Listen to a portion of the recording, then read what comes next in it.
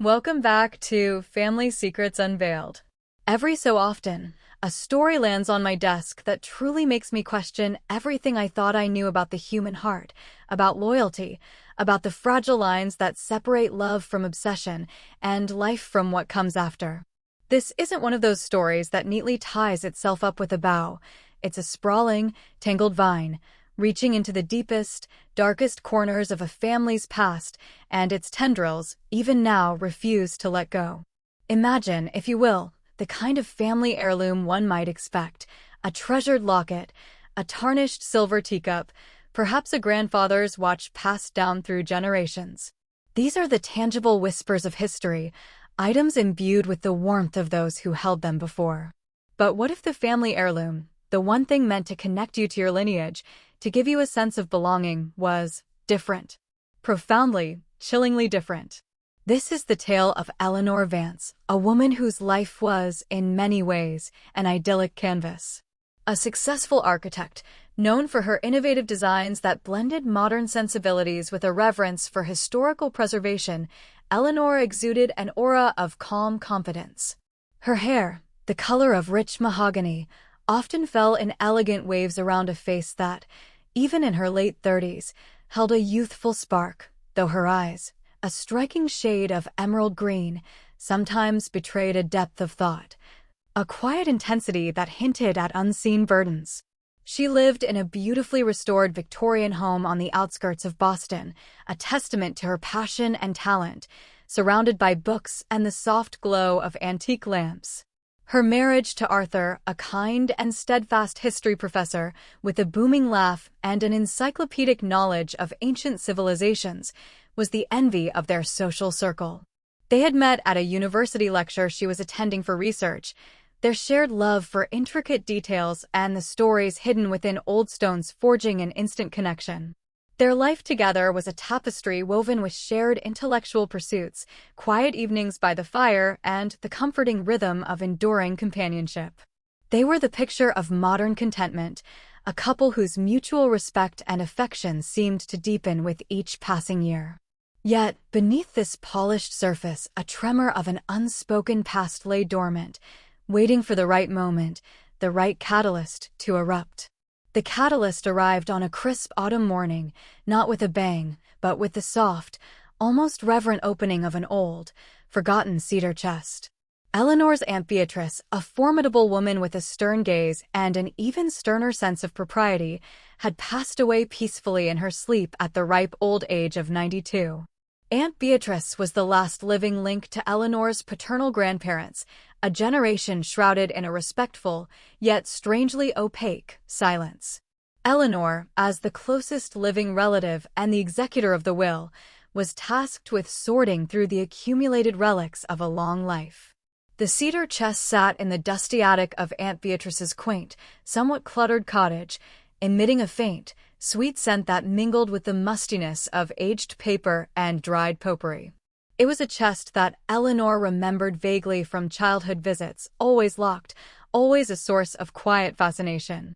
As she finally inserted the intricate, skeleton key that had been tucked away in a velvet pouch within the will's documents, a sense of both anticipation and trepidation washed over her. What treasures, what forgotten memories lay within?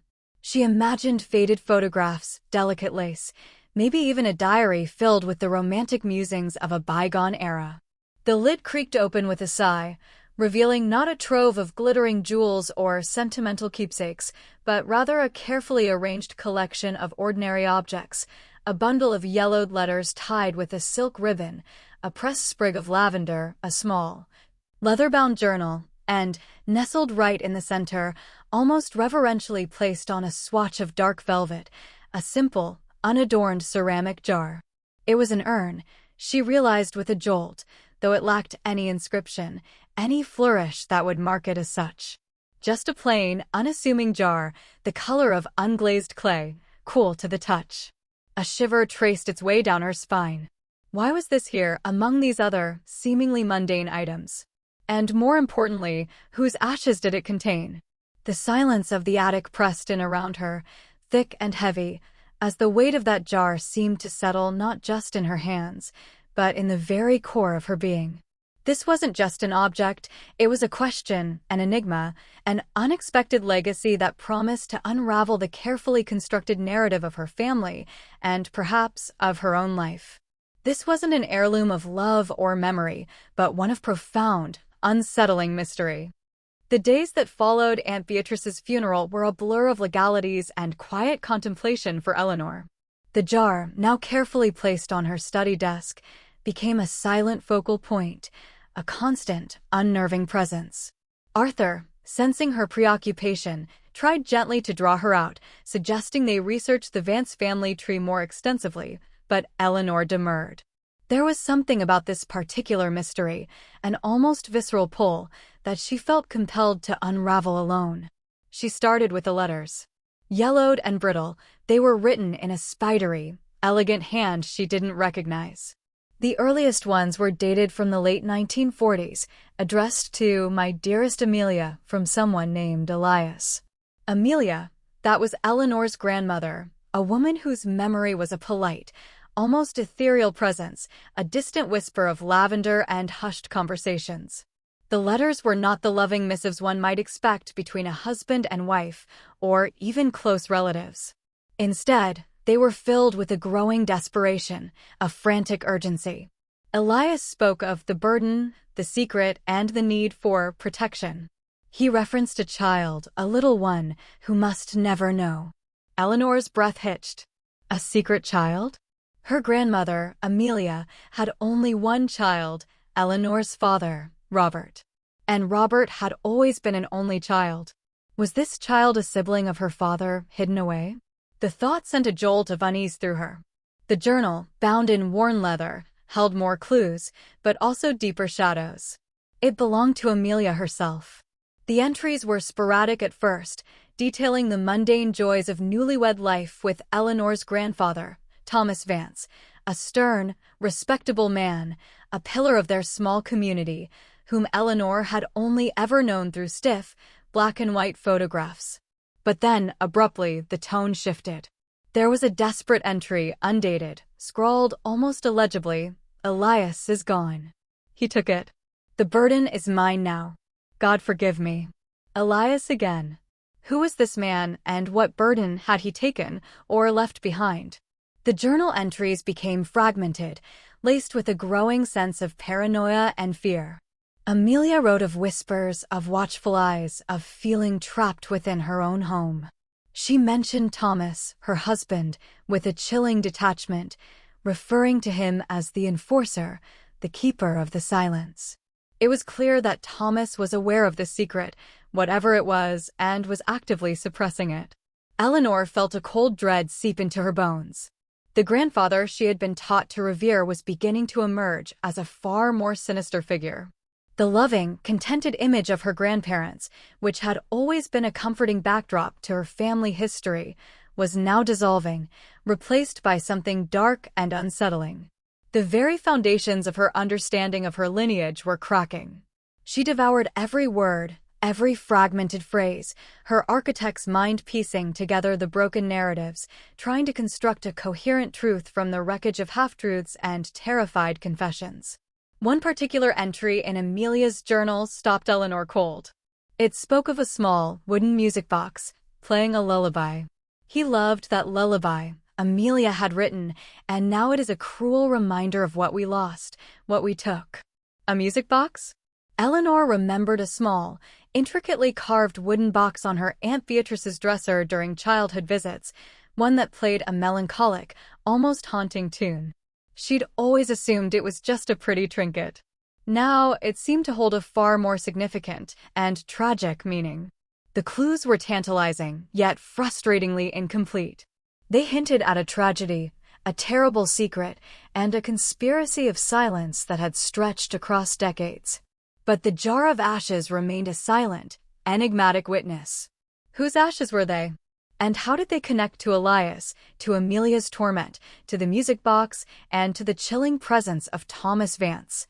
As Eleanor delved deeper, the atmosphere in her own home, once a sanctuary, began to feel subtly charged. The creaks of the old house seemed louder, the shadows longer. She found herself glancing over her shoulder, a phantom feeling of being watched. Arthur noticed her withdrawn state, the dark circles under her eyes, the way her gaze often drifted towards the study, towards the jar. He tried to coax her to share, but Eleanor, caught in the grip of this burgeoning mystery, felt an inexplicable need to protect him from the darkness she was uncovering. She was afraid of what she might find, but even more afraid of what the truth might do to their carefully constructed life.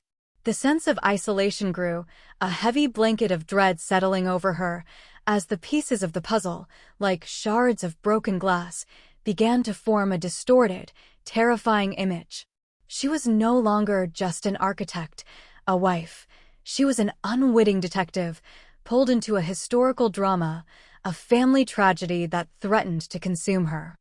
Eleanor, driven by a relentless need for answers, decided to revisit Aunt Beatrice's cottage.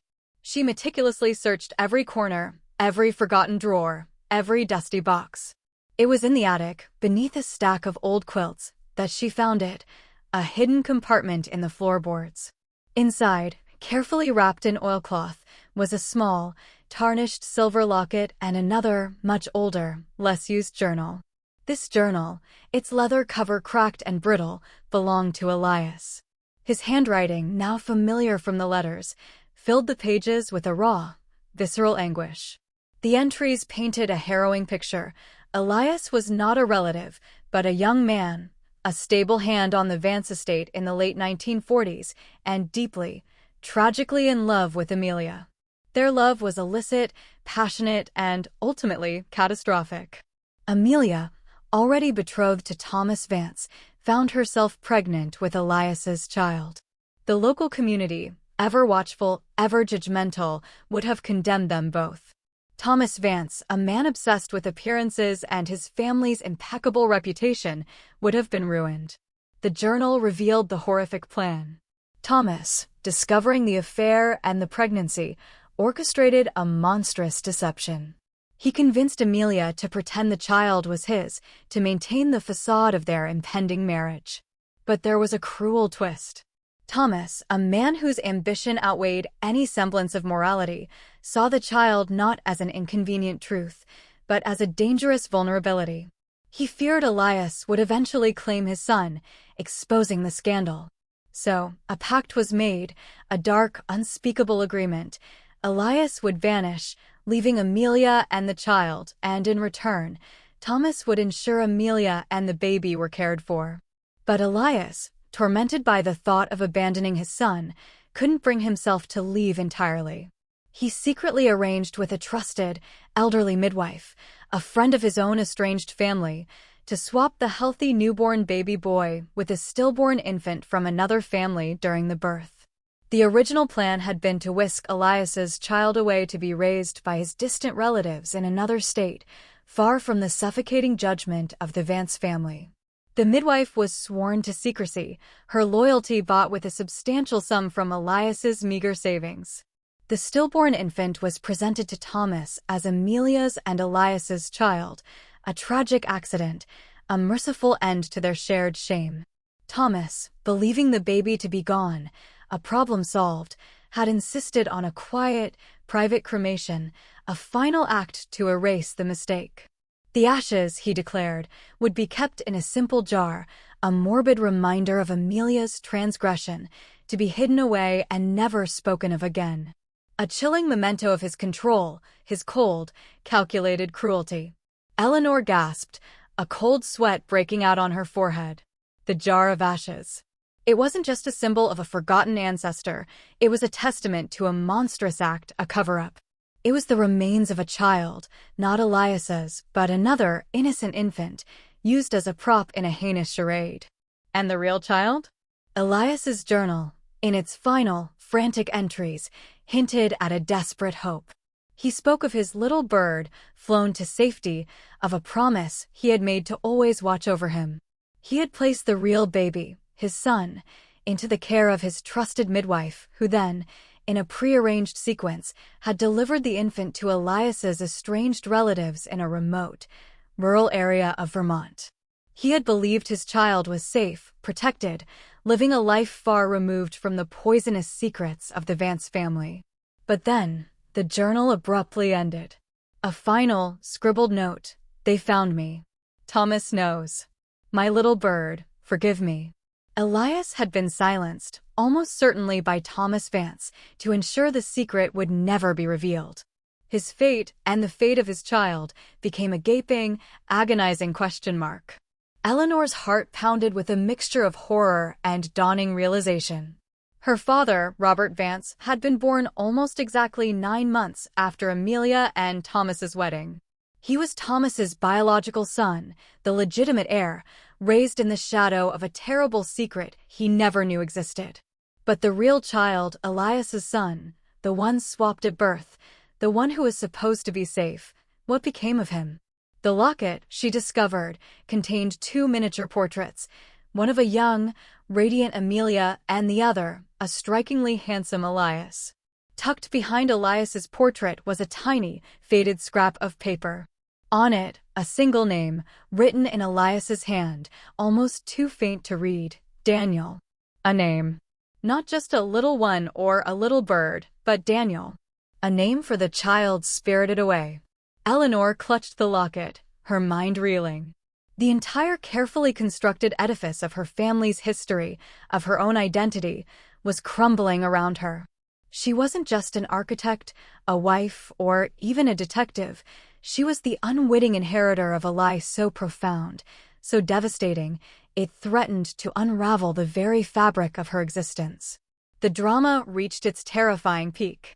The jar of ashes, the stolen child, the silenced lover, the monstrous patriarch, it all connected, a chilling tapestry of deceit woven through generations. And the most shocking revelation of all? The person who orchestrated this entire web of lies, the person who knew the truth and chose to keep it hidden, preserving the memory of Thomas Vance's twisted scheme, was none other than Aunt Beatrice. She was not just a stern old woman. She was the silent guardian of this horrific secret, the one who had kept Elias's letters and Amelia's journal, the locket, and most disturbingly, the jar of ashes, a constant, chilling reminder of the lie. Tucked away, waiting for someone to finally find the truth. The weight of the truth pressed down on Eleanor, a suffocating blanket woven from generations of deceit. She realized Aunt Beatrice hadn't been a villain, not entirely. She was a woman caught in the terrible undertow of a family's desperate attempt to maintain appearances, burdened by a secret too dark to share, too agonizing to forget. Beatrice, as a young girl, had likely been a confidant to Amelia, witnessing her torment, perhaps even knowing about the swap and Elias's eventual fate. She had chosen to guard these remnants of a shattered past, perhaps out of a twisted sense of loyalty, or simply out of fear of the explosive consequences of revealing the truth. The cedar chest wasn't just a storage place, it was a mausoleum of hidden sorrow. The quiet, melancholic tune of the music box, which Eleanor now understood to be Elias's favorite lullaby, still echoed faintly in her mind, a ghostly whisper of a life stolen. Eleanor knew she couldn't keep this to herself. The truth, however painful, had to see the light. She sat Arthur down, the locket and journals spread out between them, and recounted the entire harrowing tale. Arthur, initially stunned into silence, listened intently, his kind face slowly turning ashen. The man he had admired, Thomas Vance, was revealed to be a monster of chilling calculation. The family he had married into, one he had always seen as respectable and upright, now carried the stain of a profound, generational crime. It was a difficult conversation, filled with tears and a quiet, aching grief for the innocent lives entangled in this web. But amidst the sorrow, a new resolve began to form. They needed to find Daniel. The hope, however faint, that Elias's son, Eleanor's biological uncle, might still be alive, offered a sliver of light in the overwhelming darkness. The desire to right a historical wrong, to acknowledge a life that had been so cruelly erased from the family narrative, became a powerful driving force. They immersed themselves in genealogical research, tracing the possible whereabouts of Elias's estranged relatives, piecing together fragments of information from old census records and obscure community archives. The journey was arduous, filled with dead ends and false leads. It stretched for months, becoming a quiet, shared obsession that drew Eleanor and Arthur even closer, their bond solidified by the shared pursuit of justice and truth. Finally, after nearly a year of relentless searching, they found him. Not Daniel, but his son. Elias's son, the little bird who was swapped at birth, had indeed been raised in Vermont by his father's relatives. He had lived a quiet, unassuming life, married, and had a son himself, a man named Jesse, now in his early 60s, living a few towns over from where he grew up. Daniel, Elias's son, had passed away peacefully a decade prior, never knowing the full truth of his origins, only that his birth parents were distant relatives who couldn't raise him. Jesse, a retired forest ranger with a gentle demeanor and a striking resemblance to the young Elias in the locket, was initially bewildered by Eleanor's story. But as she laid out the journals, the letters, the undeniable evidence, a profound, almost spiritual recognition dawned in his eyes. He learned of his grandfather Elias's love, his tragic fate, and the true identity of his biological grandmother, Amelia. It was a moment of immense, bittersweet revelation. A missing piece of his own identity, a void he hadn't even known existed, was suddenly filled. The jar of ashes, Eleanor realized, no longer represented a dark secret, but a tragic memorial to the innocent lives lost and intertwined in this complex tale. It was a tangible reminder of the depths of human cruelty, but also of the enduring power of truth and the quiet strength of those who seek it. The story of the Vance family heirloom, A Jar of Ashes, became a testament to the fact that sometimes the greatest treasures are not gold or jewels, but the unflinching truth, however painful it may be. It was a story that peeled back the layers of polite society, revealing the dark, beating heart of a secret that had pulsed beneath the surface for generations. It served as a stark reminder that the past is never truly buried. It simply waits for someone brave enough to dig it up. So, as we close this chapter of Family Secrets Unveiled, I want to leave you with this. What secrets might be lurking in your own family tree? What heirlooms, seemingly innocuous, might hold the key to a buried truth? The world is full of untold stories, of whispers from the past, waiting to be heard. If you've been as captivated by Eleanor's journey as I have, please give this video a like. Subscribe to Family Secrets Unveiled for more deep dives into the hidden corners of history. And don't forget to hit that notification bell so you won't miss our next gripping tale. Until then, keep digging, keep questioning, and remember that sometimes the most ordinary objects can tell the most extraordinary and chilling stories.